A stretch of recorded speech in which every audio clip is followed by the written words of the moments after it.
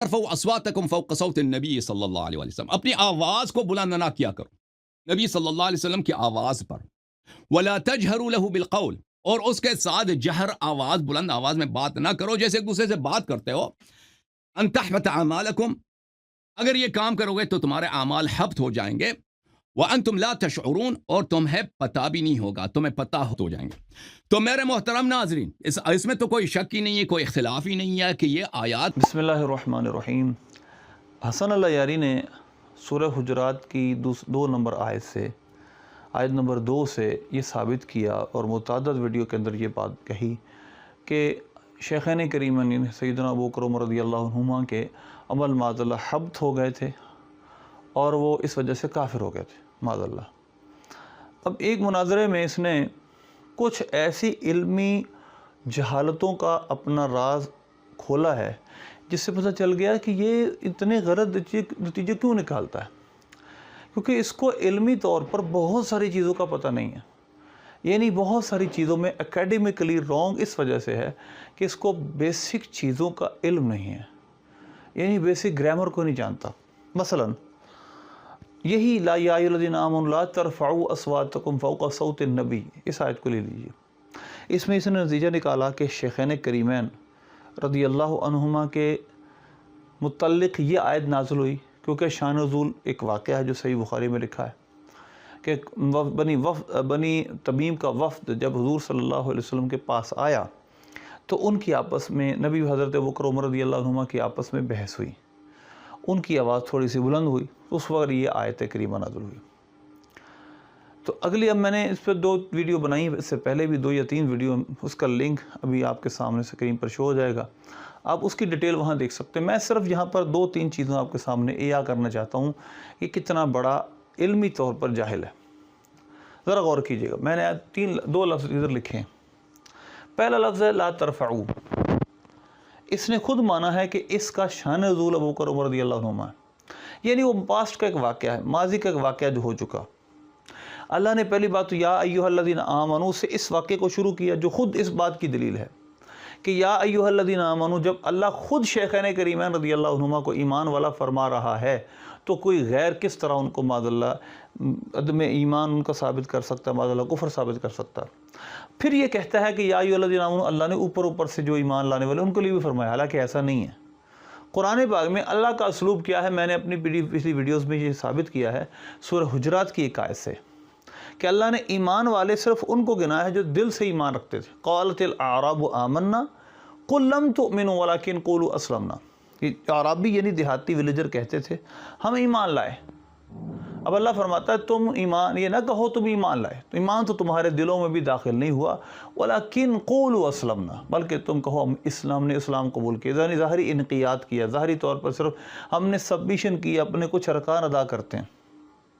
تو اللہ نے جب ایک سٹینڈرڈ خود سیٹ کیا ہے کہ ایمان والا نہ کہو تو ایمان تمہارے دلوں میں داخل نہیں ہوا، تو یہ کس طرح ہو سکتا ہے کہ اللہ خود جس کو ایمان والا کہے وہ اوپر سے ایمان والا ہو، وہ اسلام قبول کیا، یہ مطلب صرف ظاہری اسلام پہ عمل کرتا ہو. تو ایک تو یہ بات ہے. دوسری بات یہ ہے کہ اب آ جائیں لفظوں پہ تھوڑا سا. میں نے جیسے عرض کیا کہ شان نزول اس کا یہ تھا کہ جو ابو بکر عمر رضی اللہ عنہما ہیں، ان کی کتابوں میں یہ نہیں لکھا، میں نے یہ ثابت کیا ان کی کتابوں میں کچھ اور لکھا ہے. لیکن چلے آ جائیں 2 لفظوں پہ غور کیجئے گا جو اس نے جہالتیں کی ہیں. خود اس نے کہا یا ایھا الذین آمنوا لا ترفعوا، اے ایمان والو نہ بلند کرو. یہ فعل نہی ہے، اور فعل نہی جس کتاب میں آپ گرامر کی جا کے تلاش کر لیں، نحو میں آپ دیکھ لیں، جہاں صرف فعل نہی بنانے کا طریقہ صرف میں ہے وہاں جا کر دیکھ لیں. فعل نہی یہ فعل نہی جو اس کا لام نہی ہے یہ جوازم میں سے ہے، لہذا اس کی بحث لما لام امر لا نہی ان شرطی ہے، یہ جوازم جو ہے ان کے تحت بھی نحو میں ہو جاتی ہے تھوڑی سی بحث، اور زیادہ بحث اس کی صرف میں ہوتی ہے کیونکہ اس کی گردان پھر صرف میں بنتی ہے. لا ترفع لا ترفع لا ترفع لا ترفع لا ترفعوا. اب یہ لا ترفعوا جو جمع مذکر حاضر کا صیغہ ہے، اس میں جمع مذکر حاضر ہے، 2 مراد نہیں ہیں، سب مراد ہیں، سب ایمان والے مراد ہیں، وہ بھی مراد سب مراد ہیں. اور یہ فعل نہی ہے. فعل نہی زمانہ مستقبل میں کسی کام سے روکنے کے لیے آتا ہے. زمانہ مستقبل میں یہ گرامر جو پڑھتے ہیں، جو صرف و نحو پڑھتے ہیں، ان کو پتہ ہے.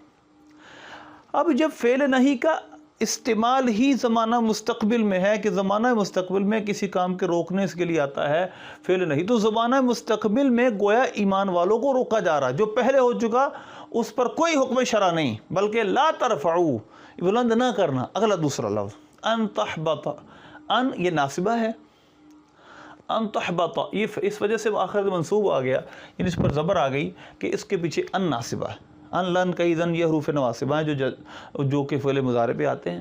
حروف تنصب الفعل المضارع، ان لن کئی زن یہ شرعیت عامل کی عبارت ہے. اب وہ فعل مضارع کو دیتا ہے نصب اور اس کو مستقبل کے لیے خاص کر دیتا ہے، ان للاستقبال، یعنی یہ فعل مضارع کو مستقبل کے خاص کر دیتا ہے. اس مناظرے میں اس نے یہ بھی اپنی جہالت کا اظہار کیا کہ وہ کہہ رہا تھا یہ فعل مضارع ہے زمانہ ہے، یعنی کہ اس پر جو اس نے توجہ پیش کی وہ صرفی طور پہ نحوی طور پہ قابل قبول نہیں. یعنی جو گرامر جاننے والے وہ جانتے ہیں. ان تحبط اعمالکم، ان للاستقبال یعنی ان آتا ہے مستقبل کے لیے. خود اسے ترجمہ کیا تمہارے اعمال تباہ ہو جائیں گے، ہو گئے نہیں، وہ ماضی کے واقعے کی وجہ سے تمہارے اعمال تباہ نہیں ہوئے، بلکہ اگر تم یہ کرو گے تو تمہارے اعمال تباہ ہو جائیں گے. تو لہذا اس سے پتہ چلا زمانہ ماضی میں جو کچھ ہو چکا اللہ نے اس پر کوئی حکم نہیں لگایا. اور اس کی دلیل صحیح بخاری کی ایک اور روایت ہے جو صحیح بخاری میں زید بن شماس رضی اللہ عنہ سے ہے کہ انہوں نے جب یہ آیت کریمہ نازل ہوئی تو گھر میں بیٹھ گئے، اپنے آپ کو اپنے گھوڑوں کے جو باڑا تھا وہاں بند کر لیا اور کہا میرے عمل تباہ ہو گئے، میرے عمل تباہ ہو گئے. نبی پاک صلی اللہ علیہ وسلم نے ان کو بلا بھیجا اور سرکار صلی اللہ علیہ وسلم کی بارگاہ میں عرض کی یا رسول اللہ صلی اللہ علیہ وسلم وہ تو یہ سمجھتے ہیں ان کے اعمال تباہ ہو گئے، وہ تو کافر ہو گئے. حضرت زید بن شماس رضی اللہ عنہ کو سرکار نے بلایا اور فرمایا نہیں، مفہوم یہ اعمال تباہ نہیں ہوئے تمہارے، تم کافر نہیں ہو، تم تو جنتی ہو. بلکہ یہاں تک فرمایا تم تعیش حمیدن، اس حالت میں جیو کہ تمہاری زندگی ایسی قابل ستائش ہو. اور پھر فرمایا مات شہیدن، تموت شہیدن، تم شہادت کی موت پاؤ گے، اور پھر یہ کہ تم جنت میں جاؤ گے. یہ مفہوم ہے.